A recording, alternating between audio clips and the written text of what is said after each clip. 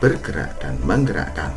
Saya Didik Sunaryanto dari SMA Islam Kepanjen Malang yang merupakan calon guru penggerak angkatan kelima. Berikut ini adalah koneksi antar materi coaching untuk supervisi akademik. Tujuan dari koneksi antar materi ini adalah merupakan refleksi berdasarkan pemahaman materi dan keterkaitan materi yang telah diperoleh. Berikut ini adalah pemahaman materi modul 2.3, yaitu tentang coaching untuk supervisi akademik.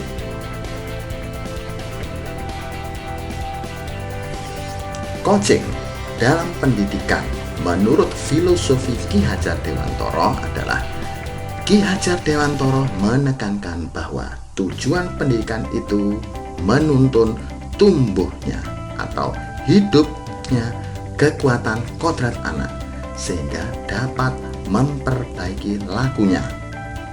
Oleh sebab itu, keterampilan coaching perlu dimiliki para pendidik untuk menuntun segala kekuatan kodrat atau potensi agar mencapai keselamatan dan kebahagiaan sebagai manusia maupun anggota masyarakat. Menurut sistem Among dari Ki Hajar Dewantara, sistem Among yang dikemukakan oleh Ki Hajar Dewantara adalah ing ngarsa suntulodo, ing madya mangunkarsa, tuwuri handayani, menjadi semangat yang menguatkan keterampilan komunikasi guru dan murid dengan menggunakan pendekatan coaching. Tutwuri handayani menjadi kekuatan dalam pendekatan proses coaching dengan memberdayakan atau andayani atau bisa disebut dengan handayani semua kekuatan diri pada murid. Arti coaching menurut Grant adalah sebuah proses kolaborasi yang berfokus pada solusi, berorientasi pada hasil dan sistematis, di mana coach memfasilitasi peningkatan atas performa kerja, pengalaman hidup, pembelajaran diri, dan pertumbuhan pribadi dari coachee. Sedangkan pengertian coaching menurut Whitmore, coaching merupakan atau sebagai kunci pembuka potensi seseorang untuk memaksimalkan kinerjanya. Coaching lebih kepada membantu seseorang untuk belajar daripada mengajarinya.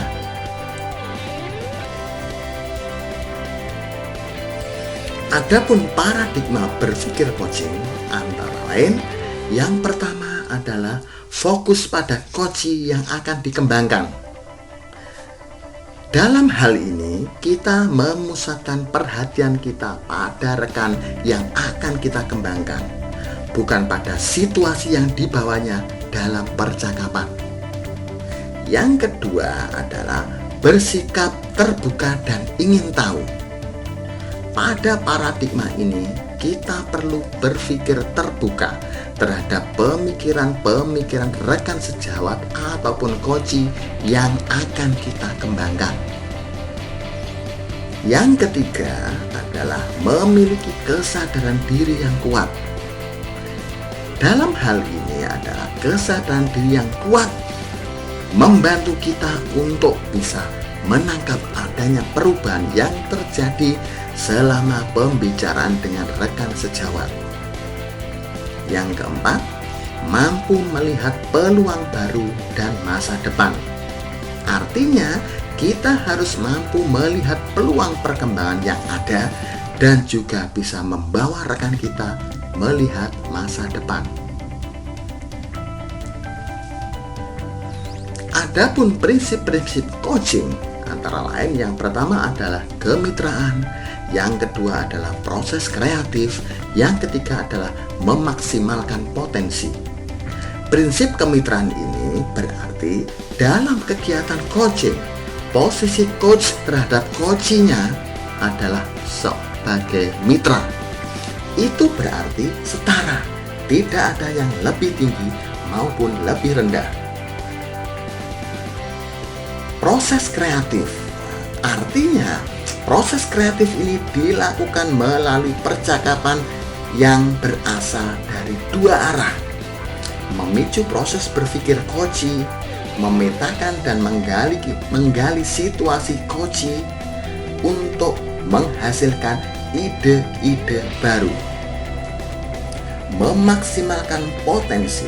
Hal ini berarti untuk memaksimalkan potensi dan memberdayakan rekan sejawat, percakapan perlu diakhiri dengan suatu rencana tindak lanjut yang diputuskan oleh rekan yang dikembangkan, yang paling mungkin dilakukan dan paling besar kemungkinan hasilnya. Adapun kompetensi inti ketika kita melakukan kegiatan coaching antara lain adalah kehadiran penuh.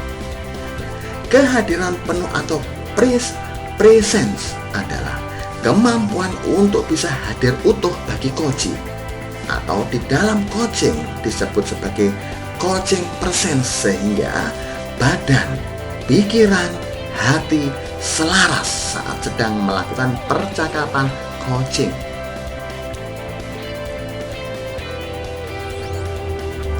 Kompetensi inti coaching berikutnya adalah mendengarkan aktif. Seorang coach yang baik akan mendengarkan lebih banyak dan lebih sedikit berbicara. Dalam percakapan coaching, fokus dan pusat komunikasi adalah pada diri coachee, yakni mitra dalam berbicara. Dalam hal ini, seorang coach harus dapat mengesampingkan agenda pribadi atau apa yang ada di pikirannya, termasuk penilaian terhadap coachee. Kompetensi berikutnya adalah mengajukan pertanyaan berbobot. Pertanyaan yang diajukan oleh seorang coach diharapkan bisa menggugah orang untuk berpikir dan dapat menstimulasi pemikiran coachee, memunculkan hal-hal yang mungkin belum terpikirkan sebelumnya, mengungkapkan emosi atau nilai dalam diri, dan yang dapat mendorong coachee untuk membuat sebuah aksi bagi pengembangan diri dan kompetensi. Adapun percakapan berbasis coaching bisa dilakukan melalui alur tirta. Tirta berarti harus ada tujuan, identifikasi, rencana aksi, serta tanggung jawab. Dalam alur tirta ini, hal pertama adalah tujuan. Artinya, coach perlu mengetahui apa tujuan yang hendak dicapai coachee dari sesi coaching ini. Tahap identifikasi, artinya di sana ada proses menggali semua hal yang terjadi pada diri coachee. Tahap berikutnya adalah rencana aksi. Coach membantu coachee dalam memilah dan memilih hasil pemikiran selama sesi yang nantinya akan dijadikan sebuah rancangan aksi. Tahap berikutnya adalah tanggung jawab. Dalam tanggung jawab ini diperlukan sebuah komitmen coachee dalam membuat sebuah rencana aksi dan menjalankannya.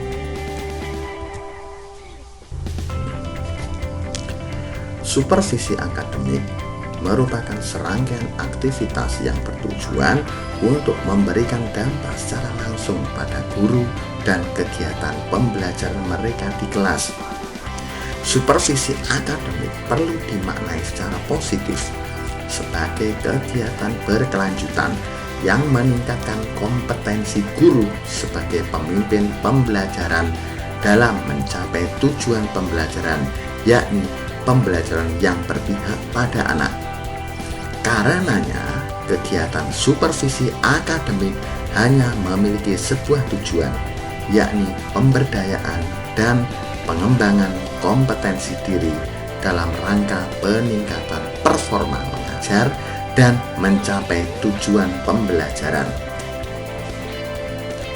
Supervisi akademik dengan paradigma coaching. Pelaksanaan supervisi akademik itu didasarkan pada kebutuhan dan tujuan sekolah dan dilaksanakan dalam 3 tahapan, yakni perencanaan, pelaksanaan supervisi, dan tindak lanjut. Beberapa prinsip yang harus dipahami dalam supervisi akademik adalah kemitraan, konstruktif, terencana, reflektif, objektif, berkesinambungan, serta komprehensif. Supervisi akademik dengan paradigma coaching artinya pelaksanaan supervisi yang baik itu bisa dilaksanakan dengan cara coaching yang akan menggali ide-ide dari coachee untuk membuat perubahan yang lebih baik. Coachee akan membuat pemecahan permasalahan dengan bantuan coach.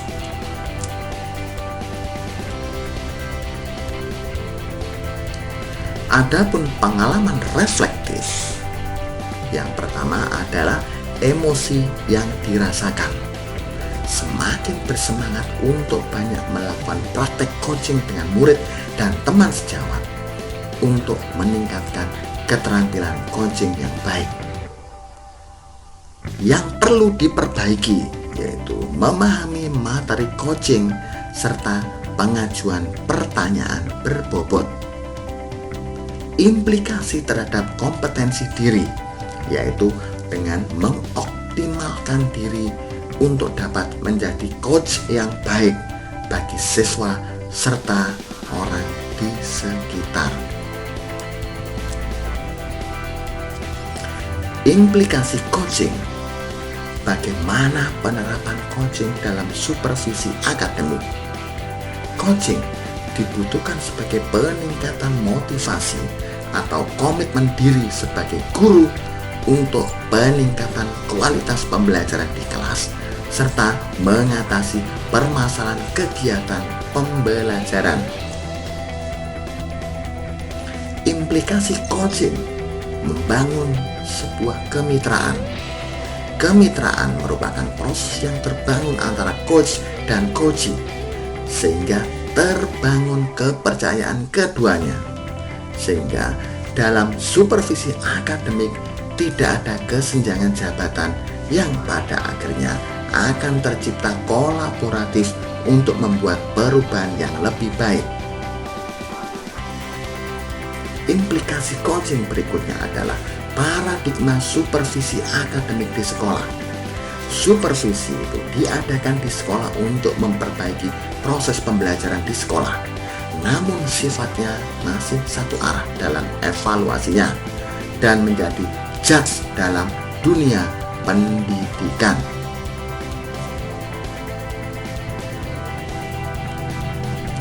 Implikasi coaching adalah coaching itu bisa sebagai alternatif dalam supervisi akademik. Proses supervisi akademik itu dilakukan berlandaskan coaching yang dalam prosesnya sebagai coach harus banyak mendengar dengan sedikit mendominasi pembicaraan. Seorang coach hanya melontarkan beberapa pertanyaan yang merangsang ide melalui jawaban dari seorang coachee, sehingga keterampilan komunikasi dibutuhkan yang pada akhirnya akan ditemukan komitmen untuk penyelesaian masalah yang pada akhirnya akan membuat perubahan yang lebih baik. Keterkaitan materi modul 2 ini yaitu antara pembelajaran berdiferensiasi dengan coaching. Pembelajaran berdiferensiasi itu awalnya diadakan sebuah pemetaan dengan 3 cara, yaitu melalui minat, kebutuhan belajar, serta profil belajar siswa. Pemetaan ini bisa digunakan oleh coach sebagai data untuk proses coaching untuk mengembangkan potensi siswa yang ada dalam dirinya. Keterkaitan materi modul 2 berikutnya adalah pembelajaran sosial emosional dengan kegiatan coaching.